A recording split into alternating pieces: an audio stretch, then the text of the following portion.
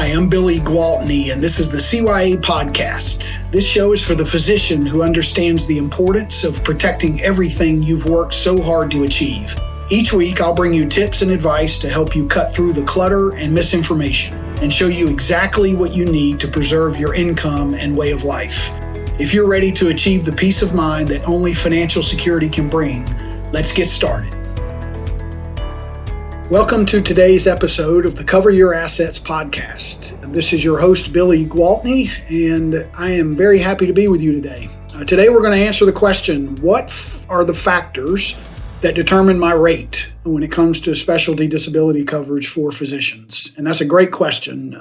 There's a lot of thought and speculation about how these rates are determined and how you go about getting the best rate for your situation. So we'll dig into that.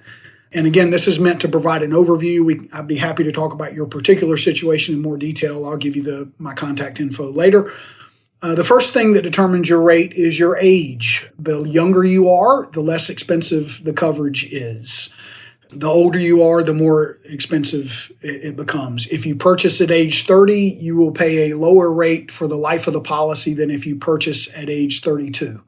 The rate can typically go up anywhere from 4 to 5% per year. So if you purchase at age 31, your monthly rate for the life of the policy will be, essentially 5% more than it would have been if you purchased at age 30. The second thing that factors into your rate is your gender. If you are a male, on average, your rate will be less than a female. Females statistically become disabled more frequently and stay disabled longer. Don't be mad at me, please. I didn't come up with that. I'm just the deliverer of the news. I think it's important to keep in mind that when it comes to life insurance, that's reversed. Females are going to outlive us males by a pretty wide margin in a lot of cases. And so females pay less for their life insurance.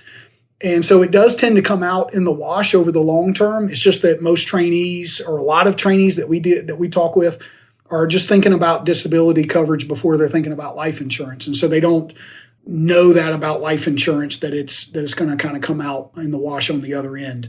But yes, females typically are more expensive. There are certain discounts that you can obtain, which I'll talk about here in a minute, that could alleviate some of that gap. The third thing that factors into the rate is the specialty that you're engaged in. And that specialty is important at the time of purchase. And that definition, what's important about this coverage, again, if you do it correctly and you work with a broker that knows what they're doing, then that definition is going to be one that moves with you throughout your career. So if you're a resident in internal medicine and you obtain coverage, you're going to pay the lowest rate that a physician can get, because internal medicine is in the best occupation classification when it comes to disability coverage, at least with the top disability carriers. There are 4 of those as we do this podcast today. They all classify internal medicine as in their best underwriting classification, or occupation classification, I should say.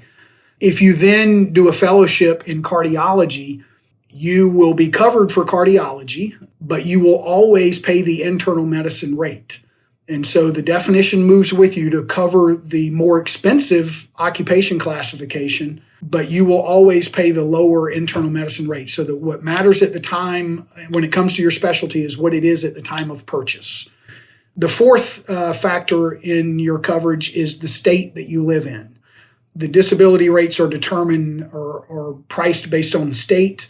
There are differences. California is more expensive than North Carolina. There are more expensive states. There are less expensive states. I'd be happy to talk about what those are for your situation, but the state does factor into what your rate would be.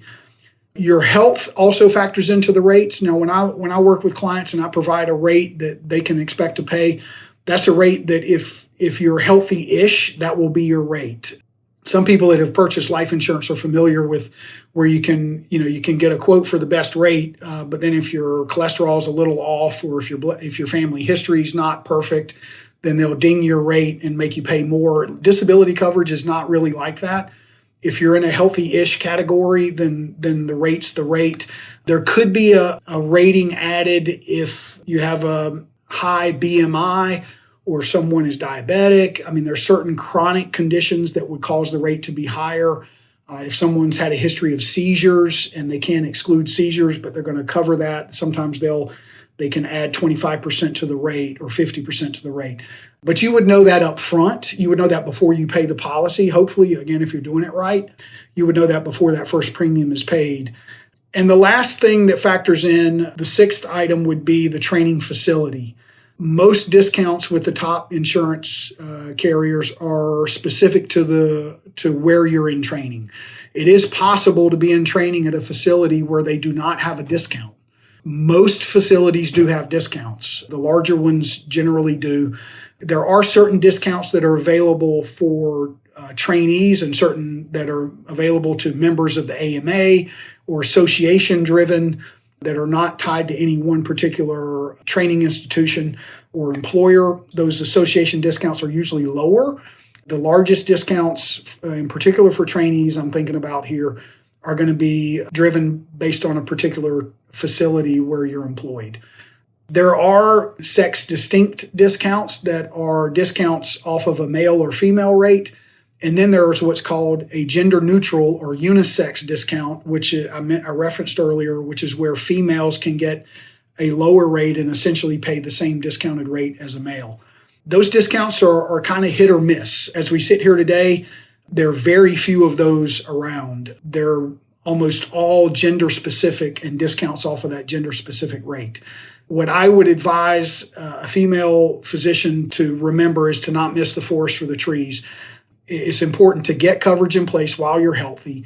It might cost a little bit more now, but over the course of your career, if other discounts become available, then you can consider pivoting to that less expensive coverage down the road. But in the meantime, you're covered. And that's really important because the disabilities, the chances of being disabled are not suspended just because you decide to put on hold buying coverage. You're just as exposed if you buy it or don't buy it. And so what I would encourage you not to do is say, well, I'm just going to wait to purchase coverage until there is a gender neutral discount available, because that you could get that gender neutral discount at some point a year down the road or 5 years down the road. But if your health has changed, it's not going to matter because you can't get the coverage.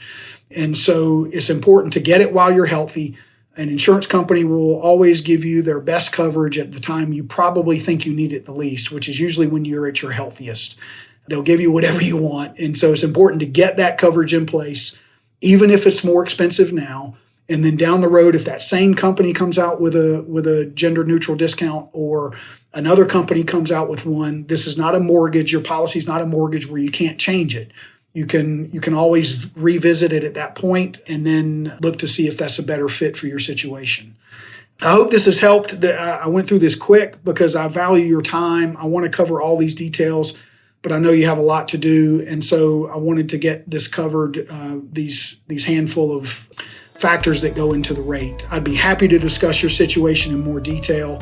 Would love to do that and answer questions. My number is 704-270-2376. Feel free to text me anytime to schedule something. Again, that's 704-270-2376. Until next time, this is Billy Gwaltney. Thank you as always for your time. I'm grateful for that and hope to speak with you soon.